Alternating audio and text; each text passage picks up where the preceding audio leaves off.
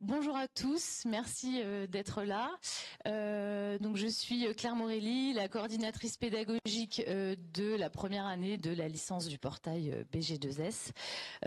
Et donc c'est moi qui vais démarrer. Alors mes collègues du SOI qui organisent cet événement m'indiquent de vous dire que comme c'est enregistré, je vais faire la présentation. À l'issue de la présentation, vous pourrez poser des questions. Je répéterai vos questions au fur et à mesure. Et puis, bien évidemment, ensuite, il y aura des stands pour que les collègues répondent aux questions que l'on n'aurait éventuellement pas traitées ici dans l'amphi. Pour les personnes qui veulent rester assister à la conférence suivante, il n'y a pas de souci, vous pouvez rester en place et à ce moment-là, les collègues du SOI vous distribueront la documentation en lien avec la conférence suivante qui est celle du portail PCSI.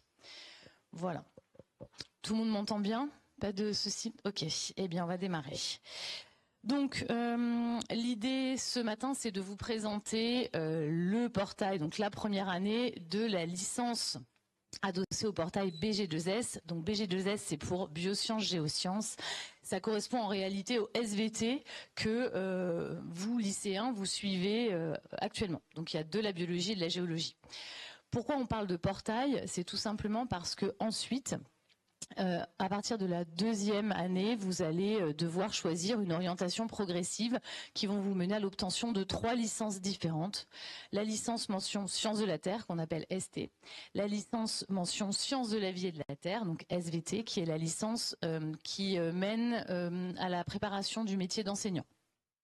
Et la licence mention sciences de la vie, donc biologie. On a aussi une double licence sciences de la vie mathématiques. Il y a une conférence à 14h si certains d'entre vous sont intéressés par ce cursus particulier.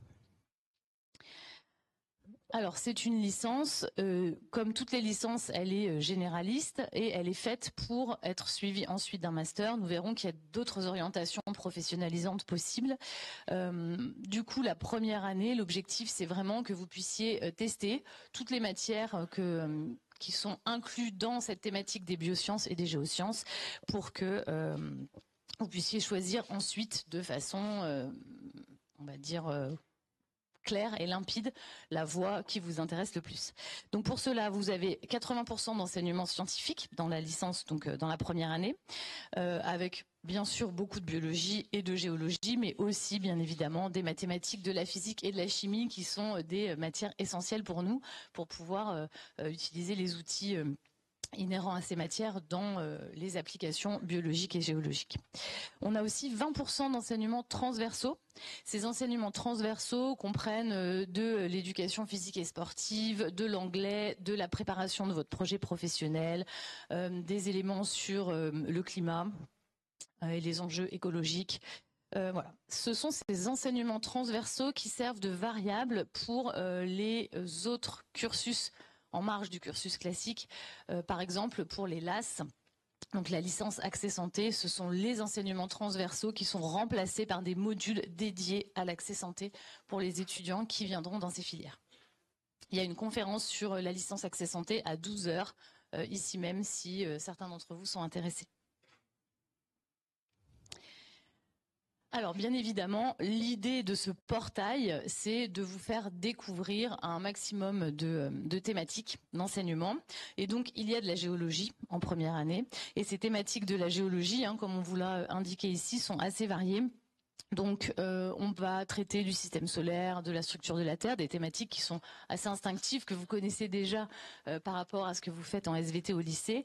Mais on va aussi beaucoup parler des risques naturels, faire de la cartographie, notamment de la cartographie numérique avec des SIG comme Google Earth par exemple, ou Géoportail. On va aussi parler de l'évolution. Donc toute la partie sciences de l'évolution est à l'intérieur des enseignements de géosciences chez nous. Même si, bien sûr, il y a des liens avec la biologie assez forts.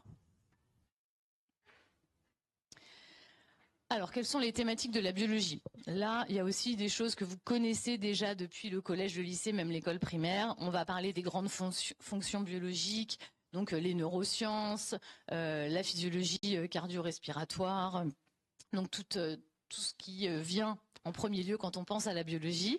Mais on va aussi étudier de la génétique, Donc les gènes, les lois de l'hérédité, l'organisation cellulaire, la composition des cellules, la structure des molécules du vivant. Donc ça, c'est toute la partie biochimie. On a 2 enseignements de biochimie pendant l'année prévue dans le portail Biosciences Géosciences.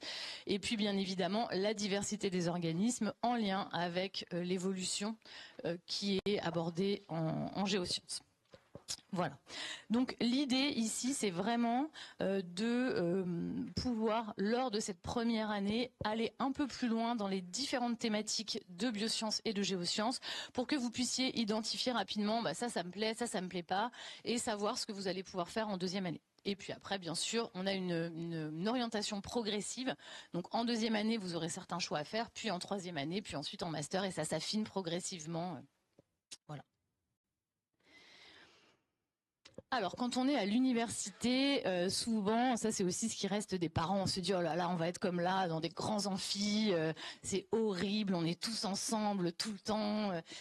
Voilà, c'est l'image qu'on a de l'université. Alors, en réalité, bien évidemment, il y a des amphis, hein, c'est le principe des cours, c'est d'ailleurs ce qui marque un peu, c'est la patte universitaire, mais ces cours magistraux ne représentent en fait qu'un tiers des enseignements, donc environ 35%, et on a bien évidemment un format plus classique, on va dire, de 45% de travaux dirigés qui sont faits dans des classes où les effectifs sont autour de 30-35 étudiants. Donc la majorité du temps, les étudiants sont dans des formations un peu du même ordre de grandeur que ce qu'ils vivent actuellement, ce que vous vivez actuellement dans vos établissements scolaires au lycée.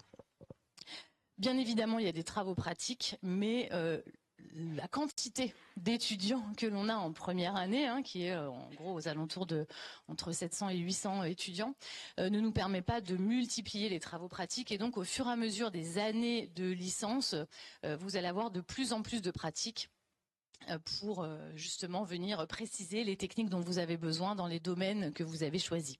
Donc en première année, on a quand même des travaux pratiques qui correspondent à peu près à 15% donc de l'enseignement, et puis des sorties de terrain pour aller faire de la botanique, pour aller faire des géosciences selon les yeux que vous suivez. Ça correspond à un volume horaire d'à peu près 23 heures d'enseignement par semaine. Alors c'est pas du tout un volume fixe, c'est-à-dire que c'est très variable selon les périodes.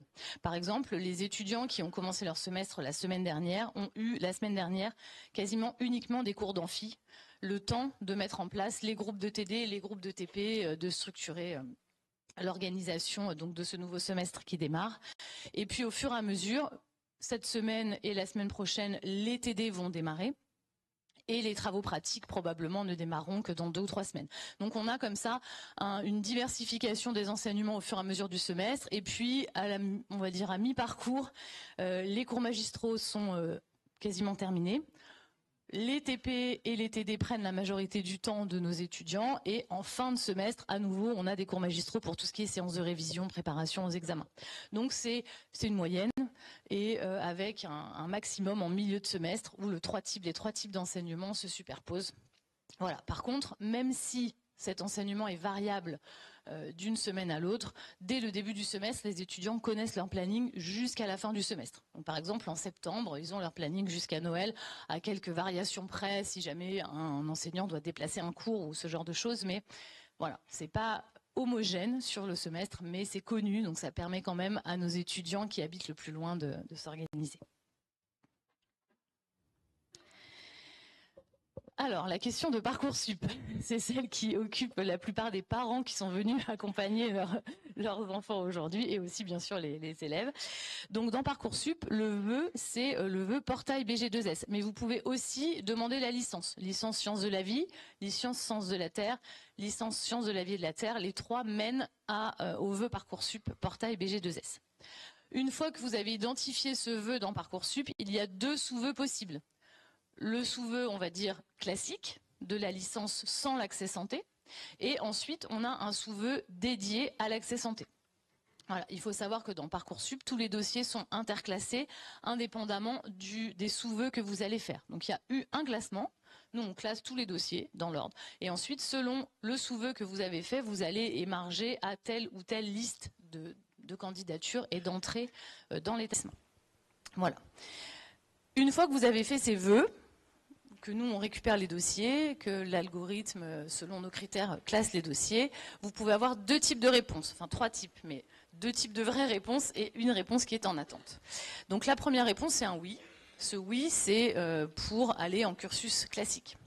Et puis vous pouvez avoir un deuxième type de réponse qu'on appelle la réponse oui-si. Ce oui-si, c'est oui si vous acceptez de passer dans un cursus aménagé. Ce cursus aménagé, c'est la première année étalée sur 2 ans. On sait que selon les profils que vous avez, soit des profils d'étudiants, enfin de lycéens en difficulté, qui ont mis plusieurs années à réussir à avoir le bac et à faire leur lycée correctement, soit des profils qui n'auraient pas les bons prérequis, ou alors des étudiants qui viendraient de formation par exemple de formation professionnelle, ou qui ne seraient pas exactement dans les clous d'un bac général qui est vraiment notre cible, on va dire, de prédilection. Ces étudiants, s'ils ont un dossier un peu faible, ceux qui ont un bon dossier sont pris dans le cursus classique, mais ceux qui présentent des difficultés dès le lycée, on leur propose de faire donc la première année sur 2 ans, étalée pour augmenter leurs chances de réussite, avec un accompagnement un peu plus poussé, avec un travail en petit groupe, voilà, ce genre d'adaptation. Alors, si vous avez ce vœu oui, mais que vous souhaitez aller en oui-si, ou si vous êtes pris en oui-si, mais que vous souhaitez aller en oui, bien évidemment, nous, à la rentrée, on discute avec les étudiants et c'est pas quelque chose de complètement immuable. Hein. Donc, dans certains cas, à la marge, si l'orientation finalement ne paraît pas adaptée, bien évidemment qu'il y a des possibilités de discussion là-dessus.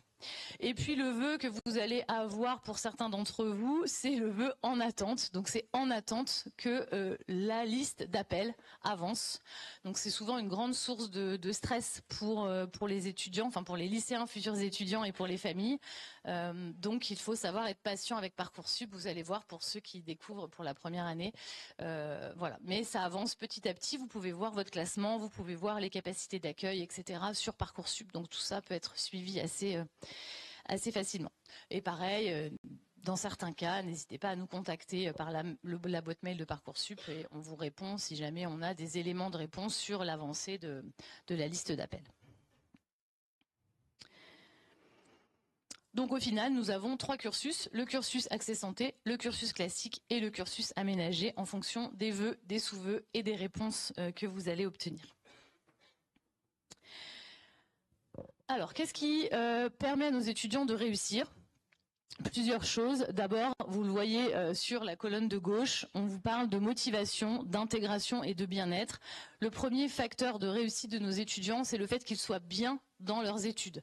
Bien dans leurs études, ça veut dire avec une situation personnelle, de logement, familiale qui va bien. C'est se faire des amis, travailler en groupe et c'est aussi être motivé. Donc savoir pourquoi on est là et quelles sont nos perspectives de vie. Donc ça, on va parler juste après des dispositifs que l'on met en place pour accompagner nos étudiants là-dessus. Mais si on part du présupposé que les étudiants sont bien dans leur formation, après, il n'y a pas de mystère. Chez nous, ceux qui travaillent réussissent. Voilà, c'est pas compliqué, c'est la clé. Donc l'idée, c'est que les étudiants qui viennent en cours, qui sont présents, qui sont impliqués dans la formation, qui préparent leurs examens dans les temps, qui font le travail demandé, réussissent. On n'a quasiment pas d'échecs d'étudiants qui sont présents. Quand on regarde à la fin du semestre, ceux qui étaient là, qui ont émargé à tout, qui ont tout rendu et qui réussissent, ce sont les mêmes étudiants.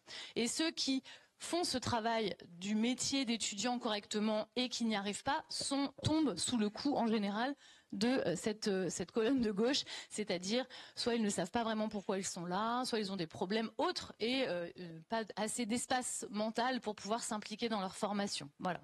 Donc ça, ce sont les 2 axes. Soyez là, soyez content d'être là, si vous êtes là. Si vous n'êtes pas content d'être là, c'est pas grave, vous allez voir qu'il y a des outils aussi pour vous accompagner dans une réorientation éventuelle. Mais en tout cas, si vous êtes là et que vous vivez on va dire une formation post-bac qui vous plaît, qui vous intéresse, il n'y a aucune raison que vous soyez en échec, quelle que soit la filière, en tout cas chez nous. Tout est fait pour qu'il n'y ait pas de difficultés insurmontables pour les élèves. Les enseignants sont à l'écoute, il y a une clarté pédagogique, c'est-à-dire que vous savez comment vous allez être évalué, il y a une partie contrôle continu dans les UE, il y a une partie contrôle terminal, il y a une deuxième chance pour les étudiants qui auraient raté les examens. Donc normalement, la clé c'est vraiment le travail, mais le travail en englobant tous ces éléments, c'est-à-dire le travail en étant présent, en participant activement, en travaillant en groupe, voilà. Alors bien évidemment, pour les étudiants qui ne seraient pas tout à fait à l'aise dans cette formation, il y a tout un tas d'accompagnements. Donc on a déjà des enseignants référents. Donc chaque étudiant se verra attribuer un enseignant référent qui correspond un petit peu à un prof principal, on va dire. Chaque référent a une trentaine d'étudiants de première année dans son giron. Et en général, vous avez l'emplacement de notre bureau, nos numéros de téléphone si jamais il y a un souci, et on vous aide à vous repérer sur le campus, à gérer les inscriptions s'il y a un problème, à vous indiquer vers quel service se tourner si vous avez un souci particulier. Et on vous accompagne aussi dans l'orientation.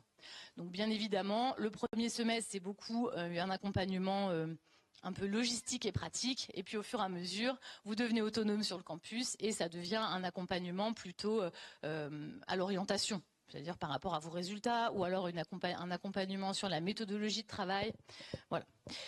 En parallèle de ça, pour les étudiants qui ont des difficultés scolaires, ce qui est le cas aussi pour certains, on a un tutorat. Tutorat qui fait des séances dédiées de permanence pour répondre aux questions des élèves avec des thèmes sur les maths, la physique, la bio, la géologie, et qui organise des séances de révision avec des annales juste avant les examens. Et aussi une préparation aux secondes sessions pour les étudiants qui auraient échoué en première session. Donc, tout est fait pour que vous ayez toujours une ressource à disposition pour pouvoir pallier aux difficultés éventuelles. En parallèle de ça, bien évidemment, on l'a dit, il faut être bien dans sa vie au niveau santé physique et psychologique. Et donc, on a aussi le service de santé étudiante et la mission handicap qui nous aident à accompagner les étudiants. Donc, le service de santé étudiante, c'est un service où vous pouvez avoir des consultations de médecine générale, de psychologie, voire une infirmière. Donc ça, c'est vraiment pour la santé au quotidien de nos étudiants. Mais c'est aussi ce service-là qui va gérer toute la gestion des handicaps de nos étudiants. Donc ceux qui ont des troubles 10 et qui nécessitent un aménagement d'études, ceux qui ont des soins à faire, à chaque fois le médecin du service de santé étudiante va valider les aménagements avec la mission handicap. Voilà, on a énormément de solutions d'aménagement, on a des preneurs de notes, on a donc des étudiants rapporteurs, d'autres qui accompagnent les étudiants. On arrive à faire des emplois du temps relativement aménagés pour les contraintes médicales à l'extérieur de l'établissement. Voilà, donc on essaye d'accompagner au mieux toutes les populations pour que aucun étudiant se sente laissé pour compte. Alors bien évidemment, c'est pas encore optimal pour tout, mais on essaye de vraiment faire de notre mieux. On a des équipes qui sont surchargées, mais qui sont vraiment extrêmement à l'écoute et très performantes. Et puis on l'a dit, un autre levier, c'est la motivation. Et la motivation, ce sont nos collègues du SOA justement qui organisent l'événement d'aujourd'hui, qui s'occupent de ça. Donc en accueillant les étudiants, en les aidant. Par exemple, là j'ai mis les exemples d'ateliers, rédiger une lettre de motivation percutante, créer un CV qui fait la différence, mais il y a aussi développer son réseau, utiliser LinkedIn, enfin tous les outils qui, quand vous êtes, vous, parents, dans le monde du travail, vous savez que c'est indispensable pour pouvoir avoir une carrière qui fonctionne.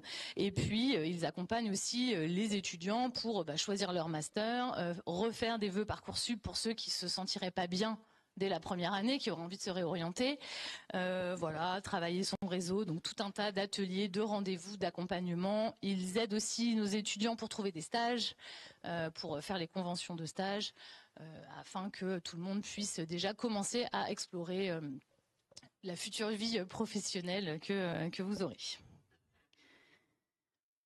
Voilà, donc si on part du principe que vous êtes dans la bonne formation, que vous avez les accompagnements nécessaires à la réussite, se pose la question de qu'est-ce que je fais après cette première année brillamment réussie. plusieurs solutions. Donc, en deuxième année, vous allez devoir choisir dans quelle mention vous allez vous orienter. Donc, la mention, je l'ai dit, c'est soit sciences de la vie, soit sciences de la Terre, soit sciences de la vie et de la Terre. Mais dans ces mentions, il y a plusieurs parcours. Des parcours qui vous permettent de vous spécialiser, qui vont vous permettre de postuler ensuite dans des masters ou d'accéder à des licences professionnelles. Donc, ces parcours, ils sont clairement identifiés en troisième année, mais dès la deuxième année, vous avez des options, vous avez des possibilités de suivre des enseignements qui commencent à se spécialiser. Donc, il y a quelque chose de progressif. Et par exemple, là, au mois de mars, fin mars, moi, je vais faire un amphi aux étudiants de première année pour leur représenter tout ça, leur expliquer comment sont constitués les différents parcours, qu'ils puissent choisir de façon consciente. Alors, on a 13 parcours de licence générale en sciences de la vie. Ils sont listés ici sur le diapo. Donc bien évidemment, tout ce qui est biologie, bioinformatique, biologie cellulaire, génétique, toutes ces matières dont on a parlé. Mais on a aussi des parcours dédiés plus végétalistes, sciences du végétal, des choses qui s'orientent vers les sciences de la biodiversité. On a un parcours biosciences cohabilité avec l'ENS, qui est un peu plus sélectif. Donc le parcours neurosciences aussi. Donc tout un tas de spécialisations qui progressivement vont donner une couleur à votre licence de biologie. Pour les sciences de la vie et de la Terre, là, il n'y a pas de choix possible puisque c'est une formation pour préparer ensuite au concours de l'enseignement. Donc c'est un tunnel, hein. On garde tout un tas d'enseignements pour que vous ayez une formation la plus généraliste possible. Il n'y a pas de choix de parcours à faire. Et en sciences de la Terre, là aussi, on a un choix de deux parcours. Un parcours plutôt, on va dire, généraliste qui mène à de la recherche, et puis un parcours plutôt appliqué. Voilà. Avec ces différents parcours, vous arrivez à la fin de la licence avec une formation théorique et pratique qui vous mène à un master. Là, il est important pour tous les lycéens qui se destinent à venir en licence à bien comprendre qu'avec une licence générale, vous n'êtes pas prêt pour travailler. Vous avez une formation qui est amenée à être professionnalisante par les années de master que vous allez faire derrière.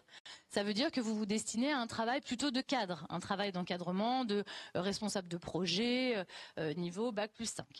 Si, au cours de ces études, vous vous rendez compte que finalement, vous préféreriez faire des études plus courtes, et que vous souhaitez aller travailler directement après la licence, et qu'un travail plutôt de technicien, donc pas de cadre, mais quelque chose de plus opérationnel, vous conviendrait mieux.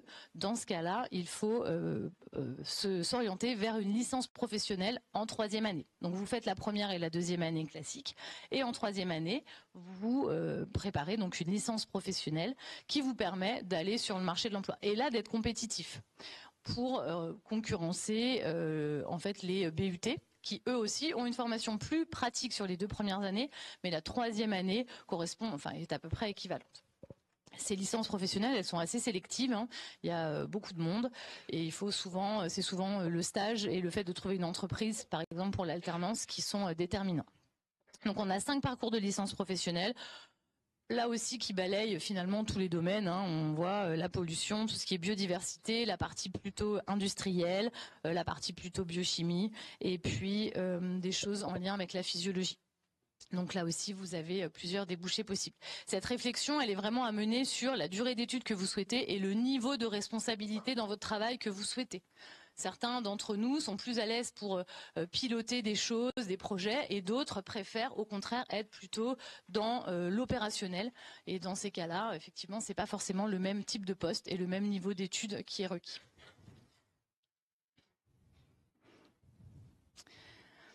Si vous allez en L2 sciences de la vie, il y a la possibilité de préparer le concours veto. Donc c'est en deuxième année, ce concours B des écoles nationales vétérinaires. Il y a des postes réservés à ce concours pour les étudiants de chez nous. Donc il y a 68 places pour les étudiants de licence de toute la France, bien évidemment, sur les 700 candidats. Et l'idée, c'est donc de préparer nos étudiants avec des modules dédiés en deuxième année. Donc le concours, c'est un écrit qui correspond à vos notes de licence et à une épreuve de chimie. Et ensuite, à l'oral, vous avez divers entretiens pour sélectionner les dossiers. Donc nous, on prépare en L2 avec une L2 aménagée, c'est-à-dire que là aussi, les enseignements transversaux sont remplacés par des enseignements dédiés à la préparation du concours veto. Et puis, certaines options pendant la L2 sont proposées pour préparer ce concours. C'est la préparation au concours veto est sélective. On prend donc 24 étudiants maximum et on ne sélectionne que des étudiants qui ont une très bonne moyenne en première année et dont on sait qu'ils sont capables de réussir. Donc on ne prend pas tous ceux qui veulent faire veto, on ne prend que ceux dont on sait d'expérience que leur dossier est suffisamment bon pour qu'ils aient une chance d'être pris au concours, puisque, je vous le redis, l'écrit, c'est votre dossier bac et post-bac qui sert de base à l'écrit du concours, à la sélection d'entrée au concours. Voilà, donc c'est quelque chose qui nécessite de se préparer, on vous l'a mis sur la diapo dès le bac, tout simplement parce qu'il faut faire des stages et que bien évidemment, si vous démarrez vos stages pour connaître le métier de vétérinaire pendant l'année où vous préparez le concours, c'est pas possible. Vous n'avez pas le temps, il y a trop de travail à faire, il faut que vous ayez fait des stages en amont, au lycée et pendant vos premières années d'études post-bac. Alors, quand on est dans le portail BG2S, quels sont les centres d'intérêt, les débouchés qu'on peut avoir? Alors, je vous ai mis des exemples de métiers, chacun pourra jeter un petit coup d'œil, mais en gros, bien évidemment, il y a toute la sphère des biotechnologies, tout ce qui est agroalimentaire, la santé, vous savez, donc avec aussi les LAS, les géosciences, on en a parlé, tout ce qui est monde animal, végétal, l'enseignement, et la recherche, qui sont les deux voies auxquelles on pense tout de suite quand on est à l'université. Et puis, bien sûr, tous les domaines de l'environnement qui recrutent beaucoup. Alors, par exemple, en géosciences, où peut-être on connaît moins les débouchés, on a plusieurs anciens étudiants. Là, on vous donne l'exemple de Ayrton, qui est géomaticien. Donc, lui, il fait de la cartographie numérique. Alice, une ancienne étudiante de chez nous qui est data scientist, donc qui s'occupe de gérer les données au sein des entreprises. Et du coup, Morgane, qui est ingénieur d'études environnementales pour travailler sur les pollutions. Mais on a aussi d'anciens étudiants de chez nous qui sont dans des bureaux d'études, qui par exemple ont participé aux études pour la mise en place du tunnel le mode doux de la Croix-Rousse, ou qui travaillent dans des stations de ski pour la mise en place des infrastructures avec des sondages du sol, etc. Donc pas mal de débouchés assez appliqués en géosciences.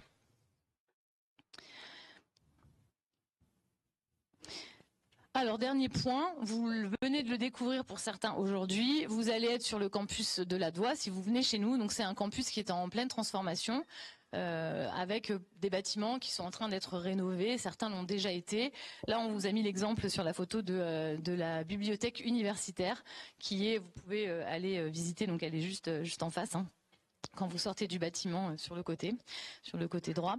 Et on a des aménagements intérieurs qui sont de plus en plus adaptés justement au bien-être des étudiants, des espaces de repos, des espaces au calme pour pouvoir travailler, des prises pour pouvoir brancher les ordinateurs. Donc le campus est en train de se transformer pour permettre à nos étudiants entre les cours d'être dans des conditions confortables et de pouvoir travailler en groupe si besoin. Bien évidemment, le nouveau tram augmentera encore la desserte TCL du campus. On est aussi un campus très impliqué au niveau sportif. On a énormément de sportifs de haut niveau qui viennent chez nous pour lesquels on adapte les emplois du temps, etc. Et pour les étudiants qui font du sport en transversal, vous avez la possibilité de faire du sport à un niveau plus élevé que la base. Donc il y a plusieurs niveaux d'enseignement avec un emploi du temps adapté pour ceux qui veulent pratiquer le sport universitaire en équipe, etc.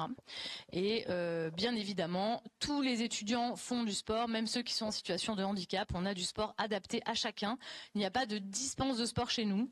La dispense de sport, c'est faire de l'arbitrage, c'est trouver un sport autrement, faire de la marche, par exemple, pour ceux qui ne peuvent pas faire de sport plus intensif, ce genre de choses. Pour les étudiants qui suivent les transversales particulières, par exemple le concours veto ou la LAS, bien évidemment vous pouvez faire du sport en plus. Toutes les infrastructures sont mises à disposition des étudiants sur des créneaux particuliers, donc il y a la possibilité de pratiquer une activité sportive même si vous ne l'avez pas en tant qu'enseignement évalué. Et enfin, dernier point, et je finirai là-dessus, on a également un campus où la vie culturelle est assez riche, même très riche, donc dans les différents bâtiments, on va présenter certaines conférences, du cinéma, du théâtre, beaucoup d'événements culturels pendant l'année, plus de 50 spectacles qui sont gratuits pour nos étudiants, qui touchent tous les domaines. On a par exemple, comme à la BU, on a la plus grande collection de mangas d'Europe. Du coup, on accueille un festival de mangas chaque année avec la projection de différents films. On a des choses pour la semaine de lutte contre les violences faites aux femmes et les violences sexistes et sexuelles, avec des conférenciers qui sont venus. On a des expos d'art régulièrement. Voilà. Donc c'est assez riche pour les étudiants qui voudraient continuer à avoir une vie culturelle en marge des soirées étudiantes et du travail, bien évidemment. Voilà, donc moi j'ai fini pour cette présentation. Je vous ai mis sur la dernière diapo les éléments de mes collègues, donc les conférences qui suivent, et puis les échanges avec les enseignants. Donc là on a un petit quart d'heure pour que je puisse répondre aux questions, un peu moins, aussi un quart d'heure. Et puis ensuite, une fois qu'on aura répondu aux questions, vous pourrez aller au premier étage. Vous avez une salle dans laquelle les collègues des différentes formations seront là pour répondre à toutes vos questions. Et pour les attestations, je sais que beaucoup de lycéens doivent avoir une attestation. Il faudra ressortir par le haut et descendre pour récupérer, faire tamponner votre attestation. Voilà. Alors, est-ce qu'il y a des questions du coup? Oui. Alors. Ouais. Alors, voilà. Ouais, il marche normalement, c'est bon, il est allumé déjà. Les questions, elles sont... Alors, il y avait une question là-bas. Voilà, la jeune femme.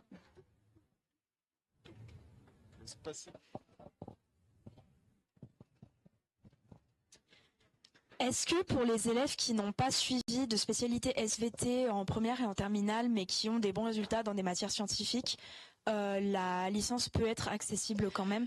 Oui, alors tout à fait. Nous, en termes de spécialité, on recommande 2 spécialités scientifiques en terminale et idéalement 3 spécialités scientifiques en première. Peu importe les spécialités, bien évidemment qu'on préfère entre guillemets les étudiants qui ont fait SVT parce qu'on sait que ce sont ceux qui auront les meilleures bases, mais c'est pas du tout rédhibitoire de ne pas avoir suivi SVT du moment que vous avez pris 2 spécialités scientifiques en terminale.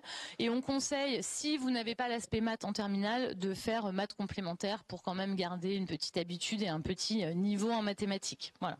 Dans les spécialités scientifiques, ça peut être SI, enfin c'est pas forcément maths, physique, SVT comme on entend souvent dire. Hein. La diversité des spécialités scientifiques trouvent leur place chez nous. Ça répond à ta question? Parfait. Oui, Romain, il y a quelqu'un là. Voilà, t'y vas. Je fais courir mon collègue. C'est bon pour la santé. C'est parfait.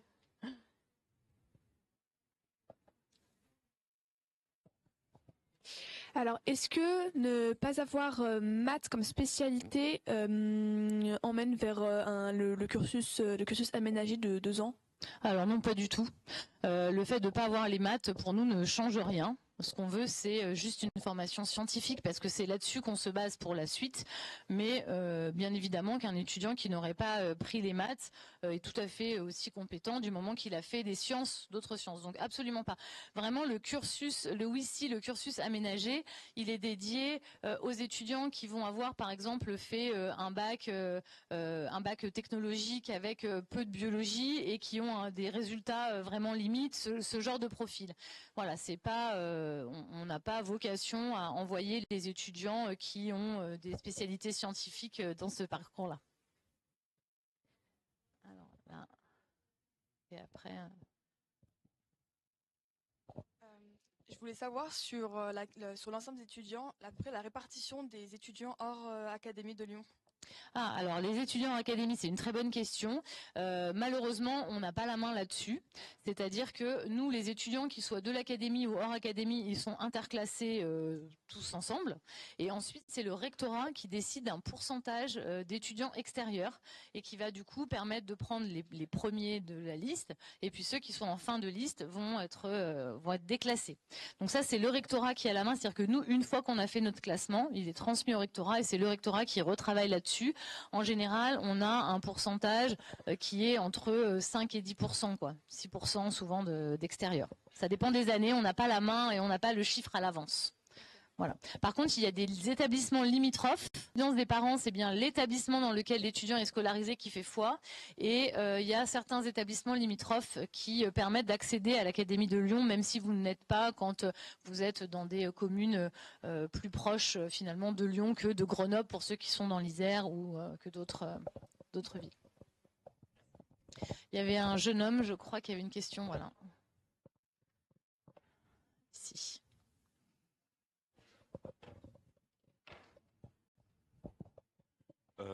Vous avez parlé de travaux sur le terrain, enfin 5% en termes de travaux de terrain. C'est pour savoir s'il y avait des projets ou du moins des cursus ou des ponts pour passer avec, pour travailler sur des recherches dès la L3 ou plutôt si c'est possible. C'est-à-dire sur le terrain, pour faire des choses sur le terrain. Oui, carrément. Alors nous, en première année, forcément, avec la masse d'étudiants, les sorties qu'on fait, c'est des sorties dans le coin, donc ça va être le parc de la Tête d'Or, etc. En géosciences, il y a des sorties de terrain à la journée où on emmène les étudiants dans les Monts d'Or, on les emmène en Ardèche, on les emmène à Mâcon pour pouvoir faire des relevés de terrain. Et après, toutes les filières géosciences et sciences de la biodiversité, pour faire un inventaire de la biodiversité, on est obligé d'aller sur le terrain. Donc il y a énormément de pratiques qui sont calées sur les saisons, les enjeux. Il y a des yeux de pédologie où on va étudier les sols. Donc il y a énormément dès la L2 et la L3 de sorties de terrain qui sont vraiment associées aux thématiques de travail. Et ensuite, des masters adossés. Tous les masters en lien justement avec la biodiversité ou avec les géosciences sont très ancrés sur le terrain. Alors, en L2, selon les filières, ça peut aller jusqu'à, je voudrais pas dire de bêtises, mais je dirais autour de 20-30% de terrain. Il y a quand même énormément de sorties. En plus, on est sur un campus qui est quand même bien placé. Donc, par exemple, les étudiants qui font botanique, ils vont aller au parc de la Fessine faire de la botanique. Les étudiants qui étudient certains aspects des écosystèmes aquatiques, on a une mare derrière qui est circonscrite avec tout le matériel pour pouvoir étudier la qualité de l'eau, etc. Donc il y a énormément de choses qui se font.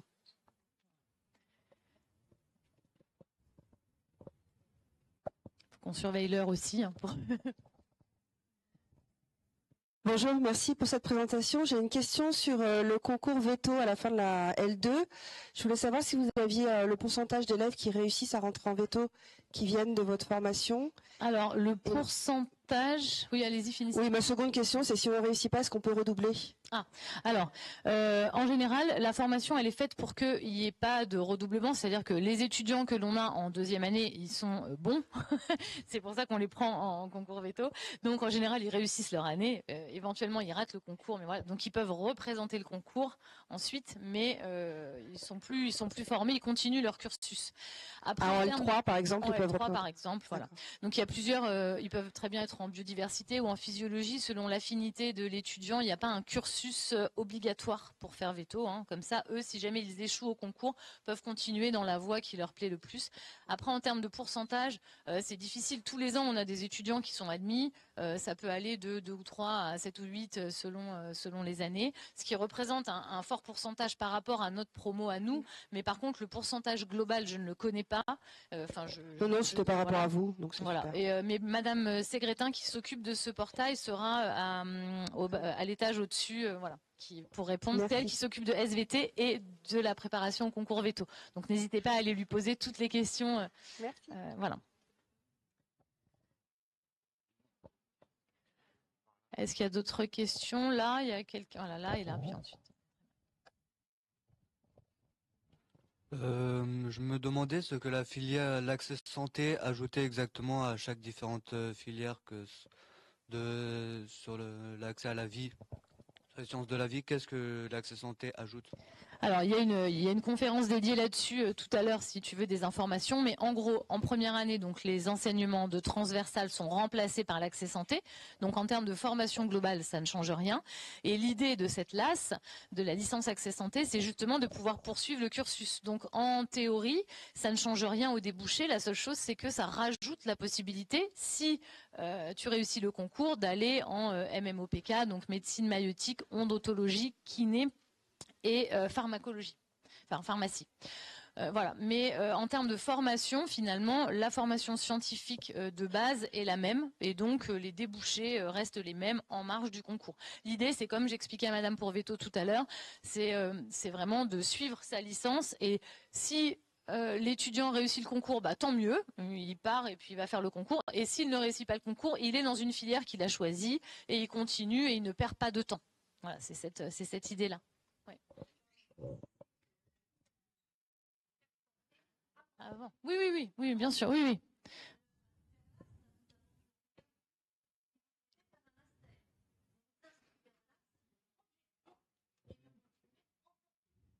Pour préparer le concours. Il faudrait. Je répète ce qu'a dit ma collègue parce qu'elle n'avait pas de micro. Donc là, on parlait de qu'est-ce que ça apporte de plus de faire l'AS et ma réponse c'était rien. Ça n'enlève rien, ça n'apporte rien. Par contre, ce que précise ma collègue, c'est que effectivement l'accès santé, l'objectif c'est une voie d'entrée au concours. Donc si vous savez que vous ne voulez pas faire santé, ne vous rajoutez pas cette pression-là, ce travail-là, pour finalement un résultat qui ne vous apporterait rien. Les connaissances qui sont apportées en LAS ne servent pas pour être pris ensuite en master, etc. chez nous. Donc il faut vraiment avoir cet objectif de passer le concours et d'aller en santé après pour faire ce vœu-là. Soyez stratégique là-dessus. Encore une question. Alors il y avait, je crois, un jeune homme qui était là, qui avait levé la main tout à l'heure. Donc je me demandais, est-ce qu'elle est réellement avantageuse cette licence pour réussir l'accès santé, justement? Alors, avantageux, ça dépend ce qu'on entend par avantageux. Chacun verra les avantages là où il les trouve. En termes de pression, on va dire de sélection, normalement, les quotas et les effectifs sont prévus pour que la pression soit similaire en PASS et en LAS. Voilà. Mais par contre, la formation est un peu différente, c'est-à-dire que c'est en train d'évoluer d'année en année, puisqu'il y a de plus en plus de candidats de LAS, donc la pression est de plus en plus forte, mais au fur et à mesure, les effectifs sont réajustés chaque année, les places, etc. Donc, normalement, la pression est équivalente. Par contre, le mode de travail n'est pas le même, et donc c'est là que ça peut être un avantage d'aller en PASS ou en LAS, selon si on préfère être, comme là, dans un environnement peut-être avec moins compétitif, sur le papier, parce qu'en réalité, dans le travail à la maison, il y a énormément de travail dans les deux cas. Ça demande une grande autonomie, ça demande une grande implication, qu'on soit en PASS ou en LAS. Voilà. Ce que je voulais dire, c'est est-ce qu'il y a, par exemple, des matières en commun entre votre licence, la BG2S, et pouvoir réussir le concours santé, justement? Alors, des matières en commun, tu veux dire avec PASS ? Ou avec les autres licences entre eux. Alors, toutes les matières sont en commun. Toute la biologie est en commun. C'est-à-dire que la licence, c'est la même. Les UE sont la même. La seule chose, c'est que les transversales des étudiants classiques, avec le sport, l'anglais, etc., sont remplacés par des modules accès santé qui sont communs à toutes les LAS. Donc les licences accès santé, toutes les licences, celles de maths, de physique, font les mêmes modules. Et c'est ça qui sert de facteur commun de sélection pour le concours. Voilà. Ça répond à ta question ? Ouais, ok. Non, sinon précisez, n'hésitez pas. Ok, je vous remercie beaucoup pour votre présence. Bonne fin de journée.